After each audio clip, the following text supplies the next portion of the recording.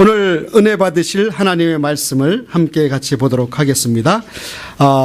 오늘은 좀 이 말씀을 함께 봉독할 텐데 말씀 앞에 겸손한 마음으로 우리가 함께 일어나서 같이 말씀을 봉독했으면 좋겠습니다.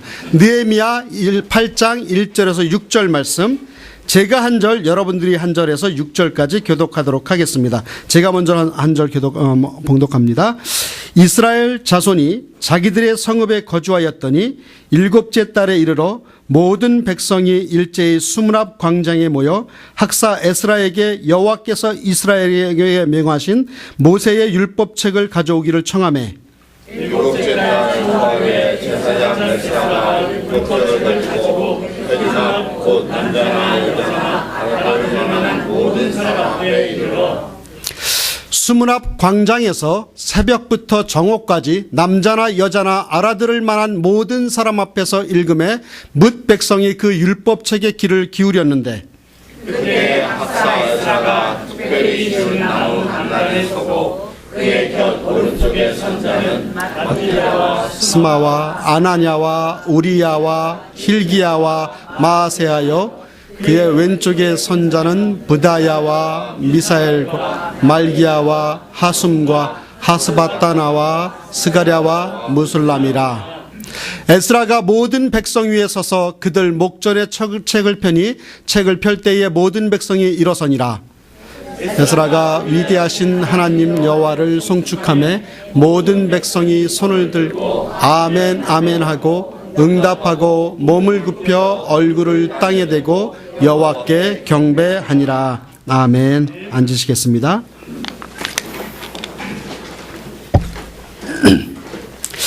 작년 2014년도 3월 14일자 기독교 한국신문이라고 하는 곳에 이런 기사가 실려져 있었습니다.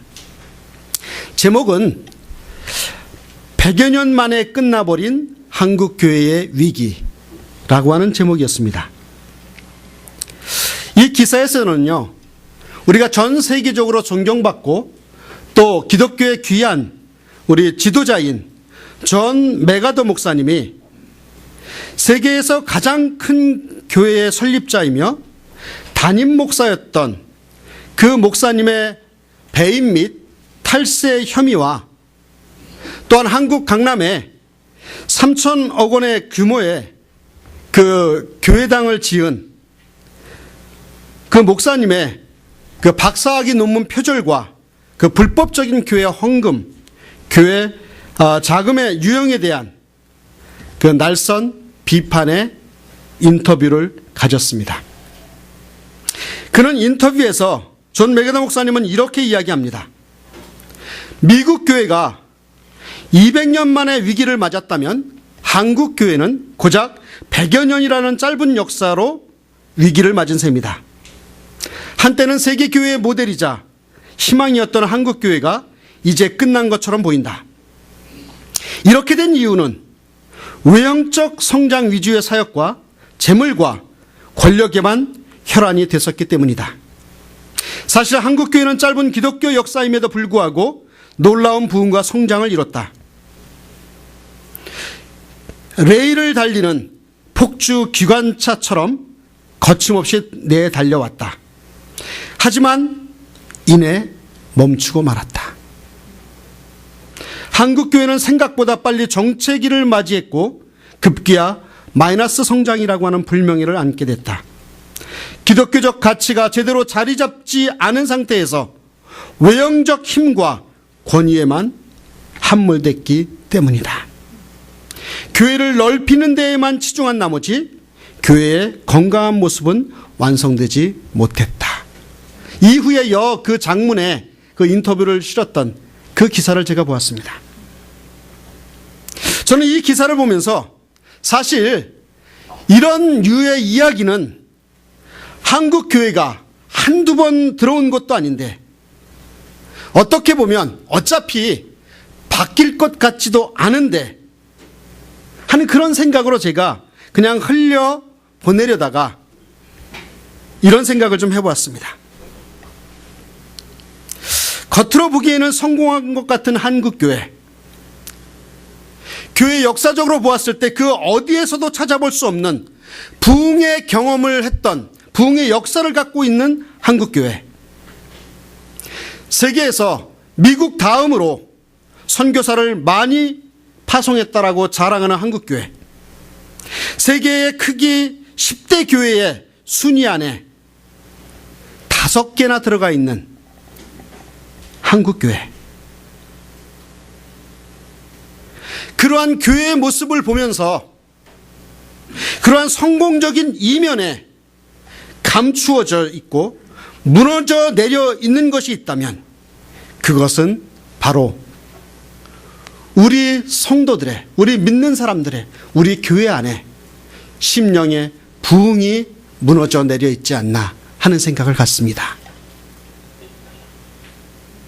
교회가 외형적 성공에만 치우쳐 있다가 보니 정말 놓쳐서는 안 될 내면적 성숙, 영적인 부흥에는 너무 등한히 하지 않았나. 또 외형적 성공에 우쭐하여 교만하여 우리의 자신을 되돌아보지 않고 우리의 삶을 되돌아보지 않고 그냥 외형적인 그러한 그 자랑거리에 우리는 너무 도취해 있지 않았나 하는 그런 생각을 해봅니다. 그 위대한 성공 뒤에 찾아오는 그 이면의 실패들을 우리는 지금 많은 부분들 속에서 바라보고 있습니다. 그러한 현상이 유독 한국교회만 있었던 것은 아니라고 생각합니다. 그리고 오늘 본문에도 그러한 모습이 좀 드러나 있지 않나 하는 생각이 들어요. 이스라엘 백성들이 오늘 본문에 보면 바벨론의 포로로 끌려갔다가 70년 만에 이제 예루살렘으로 돌아옵니다. 그렇게 어렵게 70년 만에 돌아와 보니 그 예루살렘 성읍은 황무케 되었고 성문은 불에 타버렸고 성벽은 회파되어져 버렸습니다. 그래서 그들은 절망 가운데 아무것도 손에 잡을 수 없었던 그 상황에서 하나님의 사람 느헤미야를 중심으로 무너진 성벽을 재건하는 일을 시작합니다. 더 가진 것은 없고 돌아와 보니까 너무 처참하게 무너져 버린 그 성벽을 보니까 실망할 수밖에 없었어요. 처음에는 이 일이 불가능한 일처럼 보였습니다.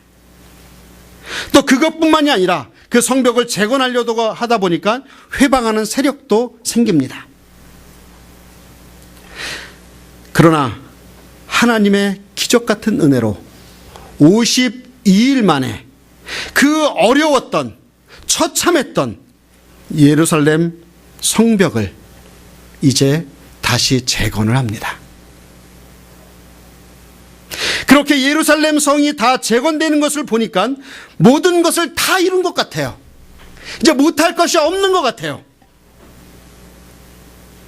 하지만 그렇게 겉으로 보기에도 엄청난 위협을 달성했음에도 불구하고 그들에게 정작 중요한 것은 52일 만에 예루살렘 성을 완성했다고 하는 겉으로 드러난 성공보다는 내적인 그들의 심령의 부흥이 더 중요함을 오늘 본문을 통해서 우리에게 보여주고 있습니다. 요한계시록 3장 1절 후반절에 보면 사대교회를 향한 책망하시는 주님의 음성이 있습니다. 내가 내 행위를 아노니 내가 살았다 하는 이름은 가졌으나 죽은 자로다. 우리의 중심을 보고 계시는 그 주님 앞에 우리는 무엇으로 자랑할 수 있을까요? 화려한 건물과 숫자의 많고 적음과 그 많은 사람들이 또 화려한 건물이 가졌고 많은 사람들이 모인다고 하는 것이 교회의 부흥인 것처럼 착각한다면 그처럼 위험하고 어리석은 생각은 없다고 저는 생각을 합니다.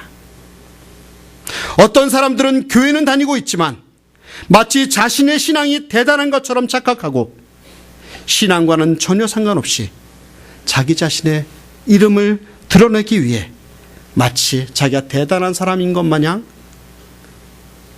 과시를 하는 또 포장을 하는 그런 모습을 봅니다. 그런 사람들을 향해 오늘 계시록의 말씀은 그렇게 이야기했죠. 내가 살았다 하는 이름은 가졌으나 죽은 자로다. 내 속에 영적인 부흥이 일어나지 않는다면 겉으로 치장되는 것이 진정한 신앙에 무슨 소용이 있겠어요? 교회 가운데 내적인 하나님의 말씀에 대한 열망이 살아있지 않는 한 아무리 좋은 건물을 가졌고 아무리 많은 사람이 모인다 할지라도 결코 하나님께서 기뻐하시는 그런 교회의 모습은 아니라고 생각을 합니다.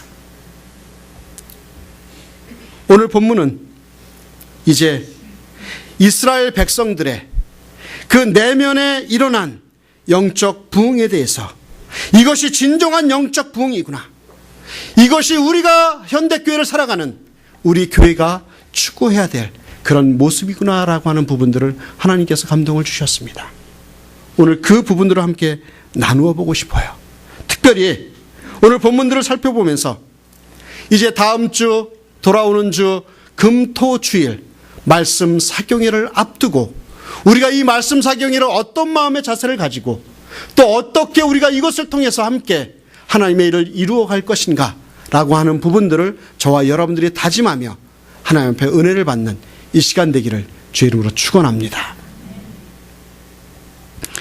첫 번째요, 영적 부흥은 언제 일어나냐면 사모할 때 일어납니다. 1절 상반절에 보면 이스라엘 자손이 자기들의 성읍에 거주하였더니 7째 달에 이르러 모든 백성이 일제히 수문 앞 광장에 모여라고 하고 이야기하고 있습니다.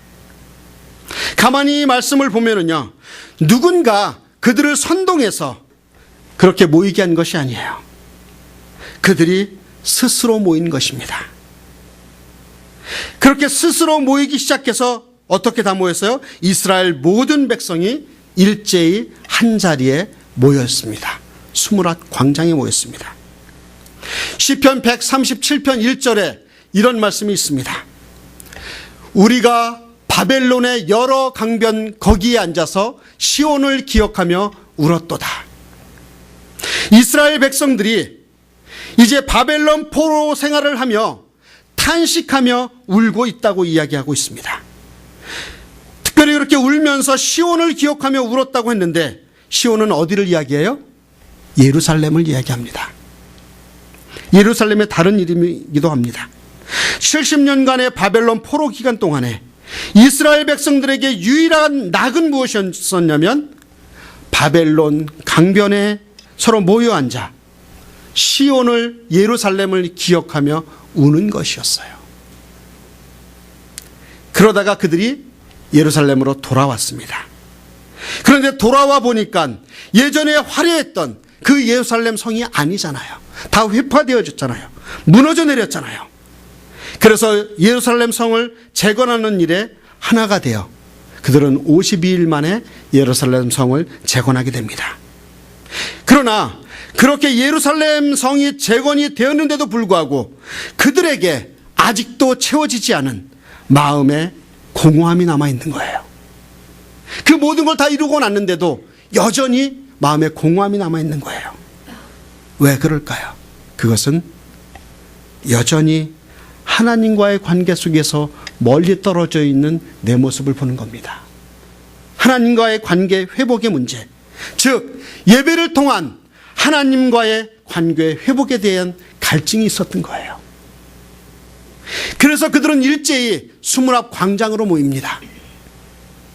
영적 부흥이 일어나기 위한 첫 번째 조건은 무엇이냐면 이 이스라엘 백성들과 같이 그 하나님의 말씀에 대한 심령의 사모함인 줄 믿습니다. 시편 42편 1절에 보면 이런 말씀이 있습니다. 같이 읽어볼까요? 시작. 하나님이여 사슴이 시냇물을 찾기에 갈급함같이 내 영혼이 주를 찾기에 갈급하니이다. 이 시편 기자의 고백과 같이 주님의 은혜를 갈급한 마음으로 사모할 때 역사가 일어날 줄 믿습니다. 절대로 냉랭한 가슴에는 그 성령의 불을 지필 수가 없습니다. 불꽃이 일어나야 돼요. 히브리서 10장 24절 25절에는 이런 말씀이 있습니다. 서로 돌아보아 사랑과 선행을 격려하며 모이기를 패하는 어떤 사람들의 습관과 같이 하지 말고 오직 권하여 그날이 가까움을 볼수록 더욱 그리하자. 하나님은 마음을 같이하여 온전히 하나님 앞에 모이는 것을 기뻐하시는 줄 믿습니다. 그렇게 모이기 위해서는 자기 자신의 사사로운 일로 핑계 삼지 말아야 될 줄 믿습니다. 무엇보다도 하나님의 은혜를 사모하는 열심이 있어야 될 줄 믿습니다. 모이기에 힘든 환경이고 내가 연약해져 있을지라도 참으로 우리는 그 모임에 대한 사모함이 있어야 될 줄 믿습니다. 여러분, 우리 심령의 부흥은 어디에서부터 오냐면 하나님의 말씀과 하나님의 말씀이 선포되어지는 그 자리를 사모하는 데서부터 생겨날 줄 믿습니다. 여러분, 우리가 금요일, 토요일, 주일 말씀 사경회를 우리가 앞두고 있습니다. 먼저 우리 마음 가운데 그날 주실 말씀에 대한 사모함이 있어야 될 줄 믿습니다. 또 그날 역사하실 하나님의 능력에 대해서 사모해야 될 줄 믿습니다. 그냥 맹숭맹숭 그냥 물에 물 탄 듯 그렇게 우리들이 감당하는 것이 아니라 그 집회를 향한 사모함이 우리 가운데 넘쳐났으면 좋겠습니다. 그렇게 사모함을 통해서 그날 그 자리에 참석할 때 하나님의 성령의 역사가, 말씀의 역사가 우리 가운데 나타날 줄 믿습니다. 두 번째, 우리에게 있어서 영적 부흥은 하나님의 말씀을 경청할 때 일어나는 줄 믿습니다. 이제 이스라엘 백성들이 수므압 광장에 모였을 때 에스라에게 그들이 요구한 것이 무엇이죠?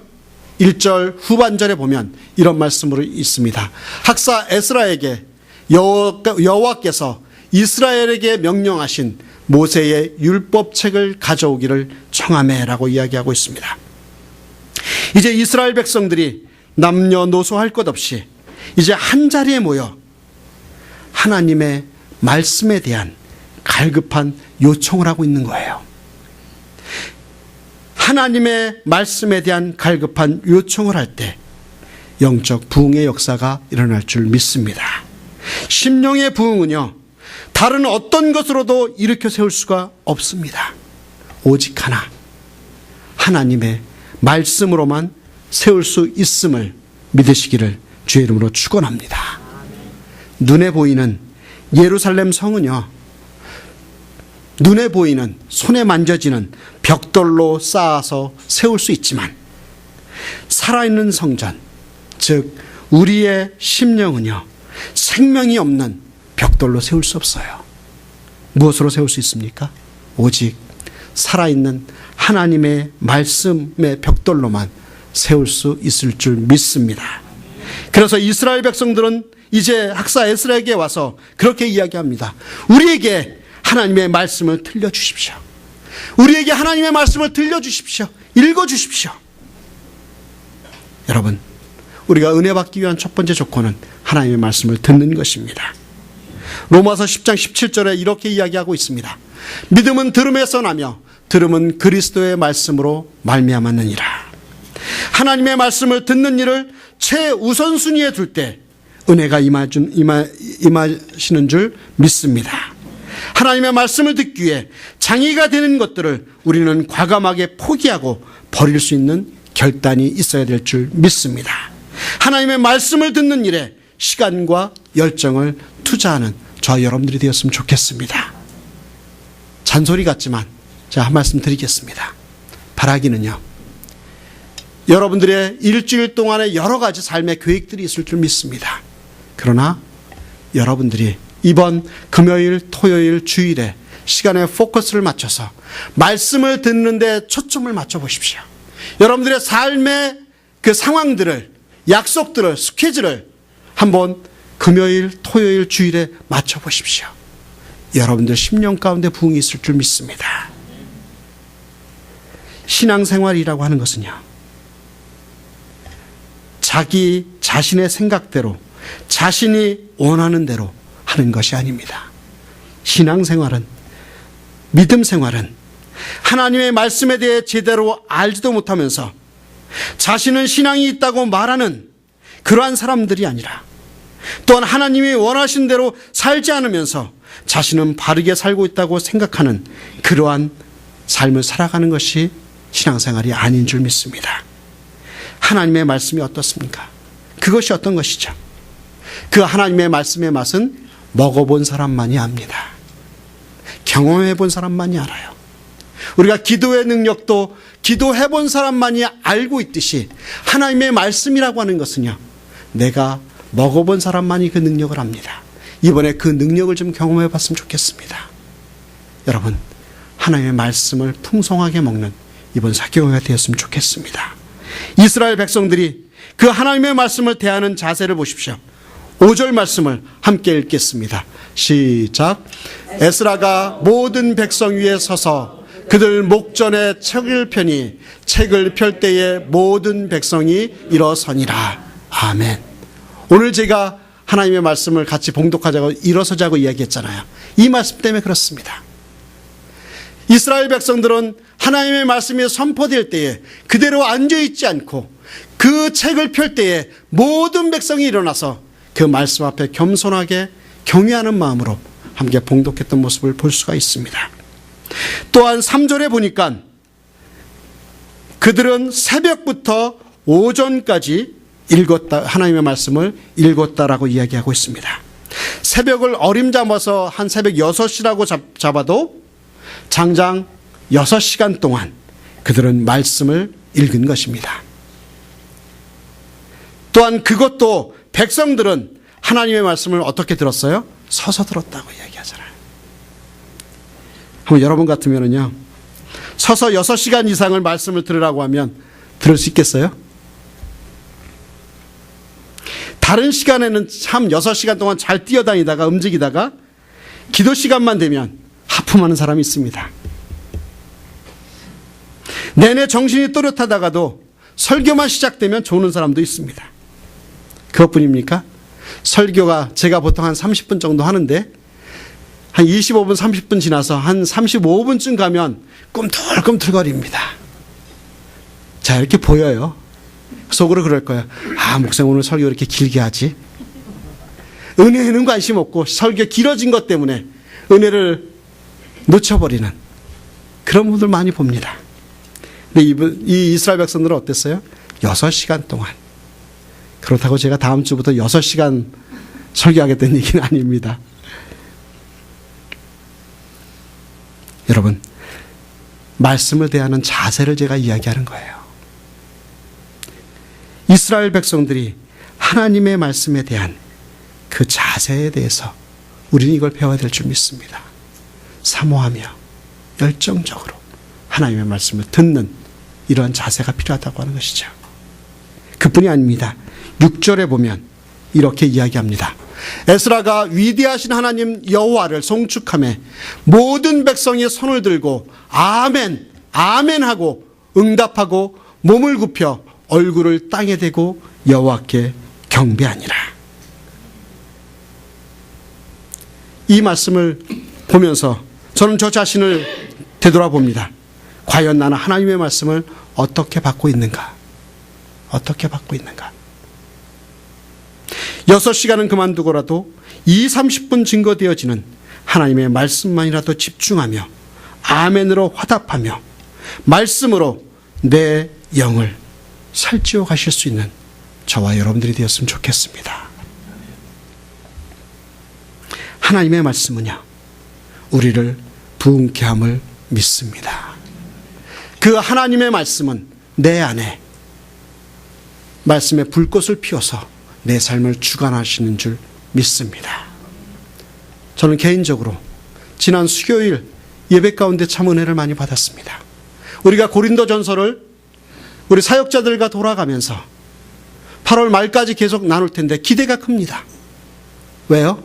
저도 물론 말씀을 준비하며 선포할 때 은혜가 되지만 우리 함께 사역하고 있는 귀한 사역자들의 말씀을 집중해서 그 말씀을 들으려고 사모하며 들으니까 하나님의 은혜가 넘치더라고요. 여러분, 매 순간순간마다 선포되어지는 그 하나님의 말씀, 그 은혜를 놓치지 않는 저와 여러분들이 되었으면 좋겠습니다.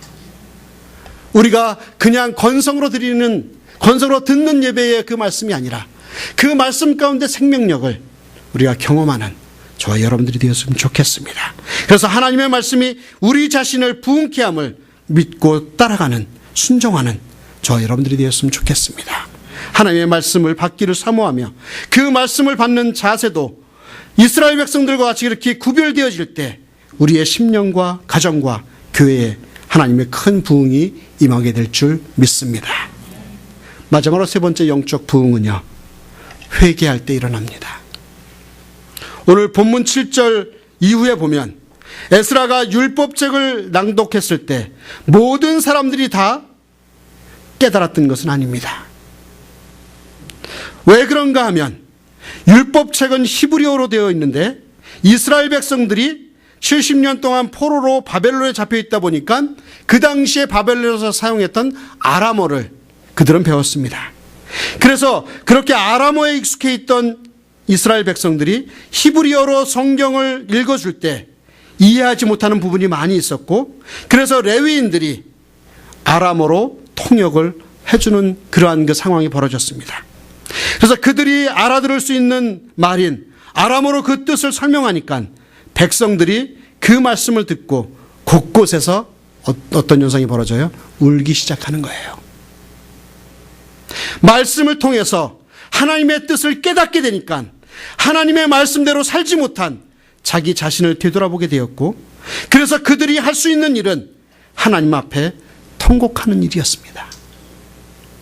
저는 이 역사가 오늘 이번에 있을 말씀 상행 가운데 있었으면 좋겠습니다.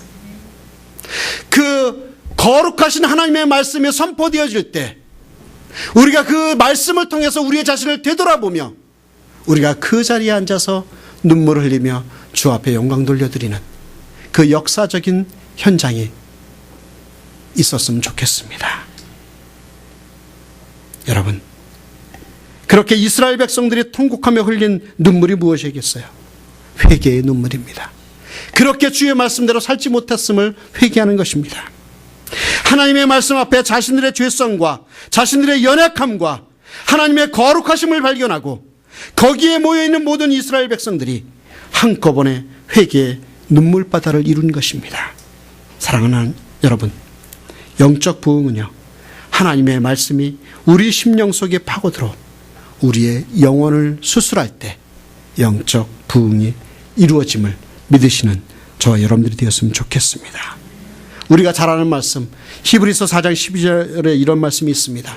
하나님의 말씀은 살아있고 활력이 있어 좌우에 나선 어떤 검보다도 예리하여 혼과 영과 및 관절과 골수를 찔러 쪼개기까지 하며 또 마음의 생각과 뜻을 판단한다라고 이렇게 이야기하고 있습니다. 여러분, 우리가 하나님의 말씀은 살아있고 활력이 있어, 우리 옛날 번역에 운동력이 있다고 이야기했어요. 예리한 검과 같다고 이야기했어요. 그렇다 보니까 그 말씀이 내 마음에 들어오니까 어때요? 내 마음을 그대로 내버려 두는 게 아니에요. 자릅니다. 재단합니다. 우리의 죄를 잘라냅니다. 우리의 잘못을 잘라버립니다. 그것이 하나님의 말씀이라고 하는 것이죠.